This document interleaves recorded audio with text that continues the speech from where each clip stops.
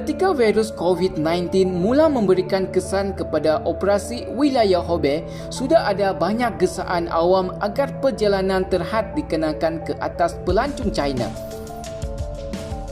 Tetapi disebabkan Pertubuhan Kesihatan Dunia (WHO) ketika itu merendah-rendahkan ancaman wabak ini, maka sebahagian negara termasuk Malaysia menganggap pelaksanaan sekatan ke atas pelancong China adalah sesuatu yang tidak munasabah, sehinggakan kumpulan pendesak dianggap kecil dan tidak dipandang.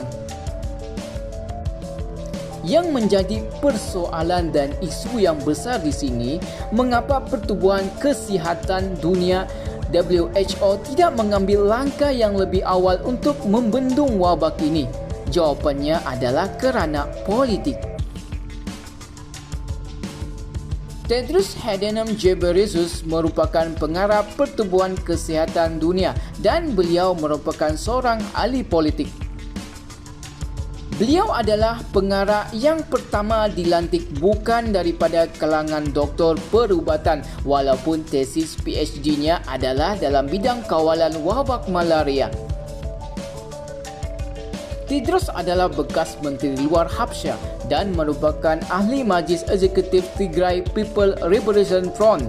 Beliau juga adalah sebahagian daripada DERG, iaitu kerajaan junta yang menggulingkan Raja Habsyah terakhir, iaitu Haile Selassie pada tahun 1974. Apabila Tedros tercalon dalam senarai akhir pengarah WHO pada tahun 2017, China adalah negara utama yang berusaha melobi negara-negara Afrika dan Amerika Selatan untuk mengundi Tedros.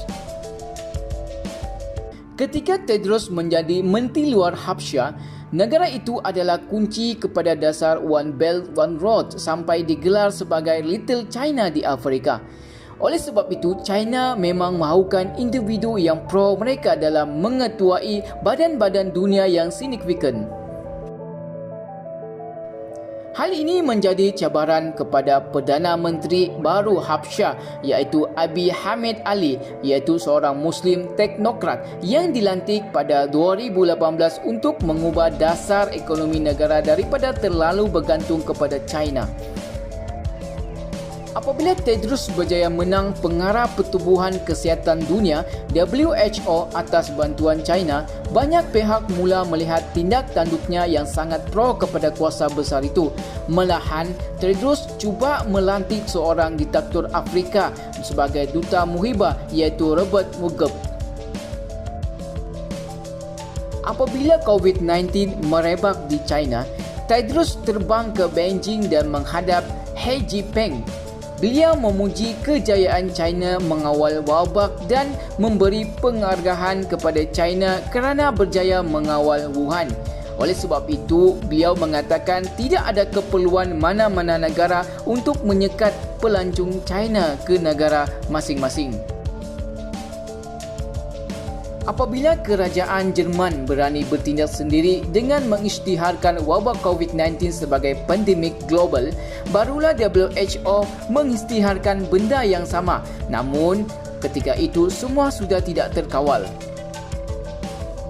Perkara ini sangat jauh berbeza apabila WHO menangani wabak SARS pada tahun 2003. Pada masa itu, walaupun pesakit SARS cuma sekitar 2,000 hingga 3,000 orang, WHO berani mengeluarkan nasihat perjalanan yang melarang sebarang kemasukan pelancong ke seluruh China.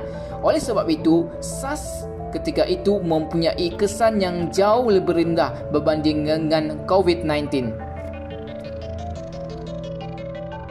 Tedros sudah pun menerima tekanan global untuk meletak jawatan. Petisyen di laman Change.org sudah pun memperoleh lebih 500,000 tanda tangan.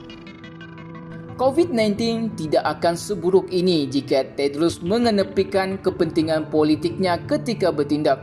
Politik adalah punca sebenar krisis yang kita hadapi pada hari ini.